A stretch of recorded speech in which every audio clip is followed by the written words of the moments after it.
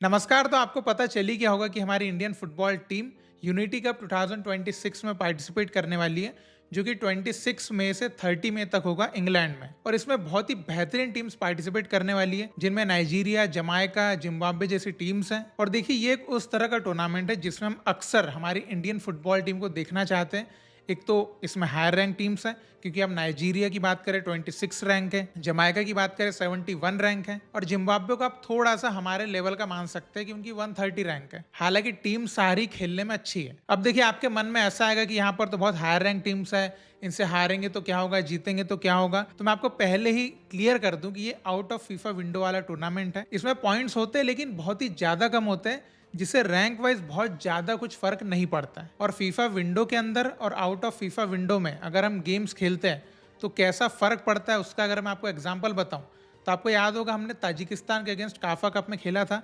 वो out of FIFA window का game था। इस वजह से हमने एक हाई रैंक टीम को हराया, लेकिन फिर भी हमारे जो रैंकिंग थी उसमें पॉइंट्स में कोई ज़्यादा इम्पैक्ट नहीं आया। वहीं पर दूसरी तरफ आपको याद होगा 2016 में हमने एक फीफा विंडो के अंदर एक फ्रेंडली मैच खेला था पोर्टो रिको के अगेंस्ट, और उस टाइम पे पोर्टो रिको की जो रैंक थी वो थी 114 और हमारी रैंक थी 152, और हमने उस गेम में पोर्टो रिको को बीट किया, तो हमारी रैंक डायरेक्टली 137 पे चली गई थी। तो ये कुछ इम्पैक्ट होता है अगर हम फीफा विंडो में मैच खेलें और उसके बाहर मैच खेलें। हालांकि सुनने में ये भी आ रहा है कि जो जून में हमारा फीफा विंडो वाले मैचेस हैं उसमें हम अफ्रीका टूर पे जा रहे हैं, जहाँ पर युगांडा के अगेंस्ट हम खेल सकते हैं। तो युगांडा की रैंक 88 है। तो अगर वो मैच होता है तो उसमें अगर हम कुछ अच्छा कर पाएंगे तो और ज़्यादा हमको फ़ायदा हो जाएगा रैंकिंग वाइज। लेकिन इस टूर्नामेंट में उतना ज़्यादा फ़ायदा नहीं होगा। तो ये थोड़ा सा मैं आपको पहले क्लियर कर देता हूँ, वरना आप दिल में ये सोचेंगे कि हम नाइजीरिया के अगेंस्ट कुछ कर जाएं, हम जो है जमाइका के अगेंस्ट कुछ कर जाएं, तो हमारी रैंक भी एकदम से जो है ग्रो कर जाएगी। तो वैसा कुछ नहीं हो पाएगा। तो आज हमारी वीडियो में जो डिस्कशन का टॉपिक है वो ये है कि how unity cup can transform Indian football. अब आप सोचेंगे कि ये क्या बात हुई कि अगर यहाँ से रैंक भी नहीं बढ़ने वाली है, यहाँ से कोई इम्पैक्ट भी नहीं आने वाला, तो ट्रांसफॉर्मेशन की तरफ इंडियन फुटबॉल को कैसे लेके जाएगा। तो उसके मैं आपको 3 बेसिक रीजंस बताना चाहूंगा। तो हमको इस टूर्नामेंट में 3 चीजें मिलेगी। एक तो level of exposure, level of opponents और लेवल ऑफ एक्सपीरियंस। और ये तीनों ही चीजें इंडियन फुटबॉल को ट्रांसफॉर्मेशन में हेल्प करेगी अगर हम उसको सही तरीके से लेते हैं। क्योंकि एक ये डाउट भी था कि इस टूर्नामेंट में कौन सी टीम्स पार्टिसिपेट करेगी, उनकी सीनियर टीम या उनके अंडर 23 टीम। तो देखिए, जो पास्ट रिकॉर्ड्स कहते हैं इस टूर्नामेंट में सीनियर टीम्स ही पार्टिसिपेट कर रही है, यानी कि main Nigeria team, main Jamaica team, main Zimbabwe team जो है इसमें खेलेगी। और देखिए, ये जो टूर्नामेंट है इंग्लैंड में होने वाला है, और दूसरा इसमें जो टीम्स पार्टिसिपेट कर रही है उनके जो प्लेयर्स हैं वो वर्ल्ड वाइड बहुत अच्छे अच्छे क्लब्स में खेलते हैं और टॉप डिवीजन लीग्स में खेलते हैं। तो इससे क्या होगा कि इस पूरे टूर्नामेंट को एक ग्लोबल अटेंशन मिलेगा, जिसमें यानी कि हमारे इंडियन फुटबॉल को भी लोग देखेंगे। तो भाई, इससे बेहतरीन प्लेटफॉर्म हमको और क्या चाहिए, जहाँ पे हमने एशिया कप में भी क्वालिफाई नहीं किया और हम वर्ल्ड कप तो खेलते ही नहीं है, लेकिन फिर भी एक ऐसा टूर्नामेंट जहाँ पर वर्ल्ड लेवल की टीम्स हमारे अगेंस्ट खेलने वाली। यानी कि देखिए, जमाइका में भी जो प्लेयर्स की बात करेंगे तो बहुत अच्छे प्लेयर्स हैं। आप नाइजीरिया की बात करेंगे तो नाइजीरिया में भी टॉप प्लेयर्स खेलते हैं। तो इसका मतलब ये होता है कि ऐसी टीम्स के अगेंस्ट हमारे प्लेयर्स के लिए भी बहुत बड़ी अपॉर्चुनिटी खुल जाती है। क्योंकि अगर मैं इसका एक एग्जांपल आपको बताऊं तो आपको याद होगा, हमारी जो इंडियन वुमेन्स फुटबॉल टीम थी कुछ साल पहले ब्राजील में एक टूर्नामेंट में पार्टिसिपेट करने गई थी, और उसमें हम इसी टूर्नामेंट की तरह सबसे लोवेस्ट रैंकिंग टीम थे, और ज़्यादा एक्सपेक्टेशन भी हमने नहीं करी थी, बिकॉज वहाँ पर चिली, वेनेजुएला, ब्राज़ील ऐसी टीम्स के अगेंस्ट हमारे मैच थे। लेकिन हमारे प्लेयर्स के लिए एक बहुत बड़ी अपॉर्चुनिटी थी, बहुत बड़ा प्लेटफॉर्म था, और मनीषा कल्याण ने वहाँ पर ब्राज़ील के अगेंस्ट स्कोर कर दिया, और उस स्कोर की वजह से कई यूरोपियन क्लब्स ने मनीषा कल्याण को देखा, और वहाँ से आपने देखा कि सीधे यूएफए चैंपियंस लीग के क्लब में चली गई। तो अब आप खुद सोचिए कि हमारा कोई प्लेयर जमाइका के अगेंस्ट गोल मार दे, नाइजीरिया के अगेंस्ट गोल मार दे, तो उसको भी ग्लोबली देखा जाएगा कि ये कौन प्लेयर है, और मे भी हो सकता है उसके लिए भी ऐसे दरवाजे ओपन हो जाए। और देखिए, सब कुछ पॉसिबल है। अगर हम एक पॉजिटिविटी से देखें तो सब कुछ पॉसिबल हो सकता है। और एक और अच्छी बात यह है कि इस टूर्नामेंट में जिस क्वालिटी के प्लेयर्स के अगेंस्ट हम खेलेंगे, जिन क्वालिटी की टीम्स के अगेंस्ट हम खेलेंगे, तो हमको बहुत अच्छा एक्सपीरियंस आगे आने वाले जो हमारे मैचेस हैं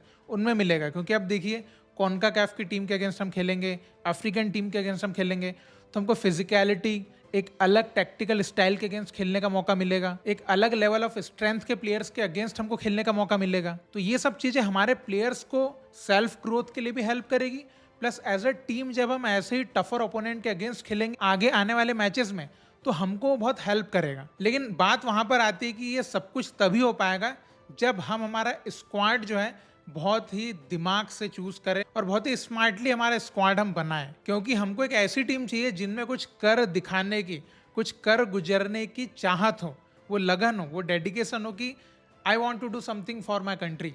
जब वाली बात आ जाएगी ना, तो वो प्लेयर वहां पे भूखे शेर की तरह खेलेगा। और इसका मतलब मैं यहाँ पर ये नहीं बोल रहा हूँ कि हमको पूरी की पूरी अंडर 23 टीम लेके चले जाना चाहिए या 50-50 सीनियर और अंडर 23 को मिक्स करके लेके जाना चाहिए। मतलब यहाँ पे ये है कि एक ऐसा बैलेंस्ड स्क्वाड हमको बनाना है जो आगे 1-2 साल में अच्छे से कंबाइन हो पाए, ताकि हम जो अगला एशियन कप क्वालिफायर या अगला फीफा वर्ल्ड कप क्वालिफायर है उसमें अच्छा परफॉर्म कर पाए। इसका मतलब ये हुआ कि अगर अभी करंट टीम में जो प्लेयर या तो ज़्यादा एज हो चुकी है या फिर बिल्कुल परफॉर्मेंस कुछ नहीं रहा है, तो उनको आप ड्रॉप करके जो अंडर 23 लेवल में कुछ प्लेयर्स ने अच्छा परफॉर्म किया होगा उनको आप ऐड कर सकते हैं। तो इस तरीके से थोड़ा सा बैलेंस करके, जिससे फैंस को भी ये एक होप आए कि हाँ, एक ऐसी टीम बनी है जिन्होंने परफॉर्मेंस दिखाया है, या तो लीग लेवल पे या फिर कोई फ्रेंडली मैच में या कहीं भी। और टीम भी ऑब्वियसली फिर अच्छा परफॉर्म करती है क्योंकि फैन सपोर्ट उनको मिलता है। तो हमको थोड़ा सा दूर का और थोड़ा बड़ा सोचना बहुत जरूरी है, और हमको ये मौका मिला है कि हम यहाँ से रीस्टार्ट कर पाएँ,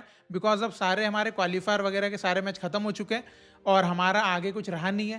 तो यहाँ से हम एक रीस्टार्ट कर सकते हैं। इसलिए मैंने बोला कि unity cup can transform Indian football, क्योंकि देखिए हम इस टूर्नामेंट में जा रहे हैं तो we have nothing to lose. और लास्ट में अगर हम कंपटीशन की बात करें कि इस टूर्नामेंट में हमारा कैसा कंपटीशन रहेगा, तो ऐसा सुनने में आ रहा है कि हमारा पहला मैच जमाइका के साथ हो सकता है, जो कि 71 रैंक की टीम है। और ऑब्वियसली आप ऑन पेपर देखें या उनकी टीम का परफॉर्मेंस भी देखें तो दे आर बेटर देन अस।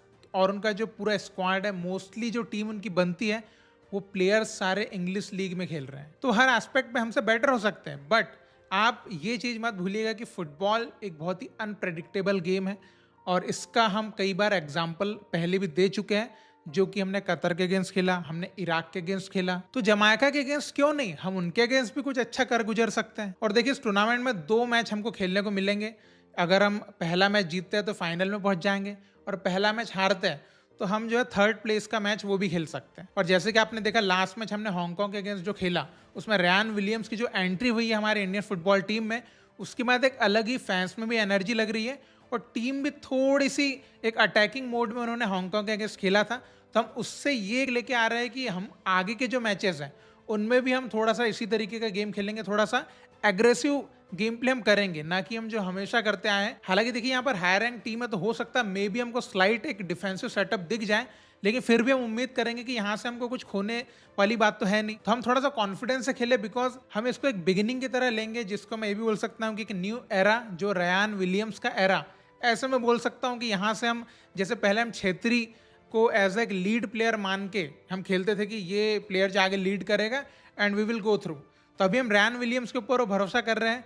तो वैसे ही हम चाह रहे हैं कि आगे आप सेटअप भी वैसे तैयार करो, कुछ अटैकिंग प्लेयर्स में या मिड में डिफेंसिव सेटअप, जो भी आप है ना प्लेयर्स का जो आप पेयर क्रिएट करेंगे, तो कुछ ऐसा क्रिएट करें कि जो आगे 1-2 साल में, क्योंकि हमारे क्वालिफायर्स के जो मैचेस आएंगे उस हिसाब से, तो थोड़ा हमको भी मजा आएगा और हम भी ये समझ पाएंगे कि हमारी जो टीम है वो एक गोल को अचीव करने के लिए प्रिपेयर हो रही है। वैसे तो हालांकि देखिए मैं आपको क्लियरली बता दूं कि अभी इंडियन फुटबॉल टीम के सामने एक कोई टूर्नामेंट आ रहा है आगे, तो वह सैफ कप, और इस बार का सैफ कप आपको पता है कि बांग्लादेश भी अब टक्कर की टीम होते जा रही है। तो हमारा ये जो गोल है वो सैफ कप तो ऑब्वियसली नहीं है, लेकिन हमको उस टूर्नामेंट को भी जीतना है, बिकॉज हमको उसमें हमारा डोमिनेंस जो है वो कम नहीं करना है, हमको उसमें नीचे नहीं जाना है, उसमें जहाँ है वहीं हमको स्टेबिलिटी हमारी रखनी पड़ेगी। और हम बिल्कुल चाहेंगे कि खालिद जामिल एक ऐसा स्क्वाड प्रिपेयर करें जो एक न्यू एनर्जी के साथ खेले, जिससे सिर्फ टीम का परफॉर्मेंस ही अच्छा नजर ना आए, बल्कि फैंस में भी एक है ना बूस्ट आ जाए कि now this is the time कि सपोर्ट करना है बिल्कुल तगड़े लेवल का। क्योंकि एक मोमेंट ऐसा इगोर स्टिमिक ने लेके आया था जब उनने,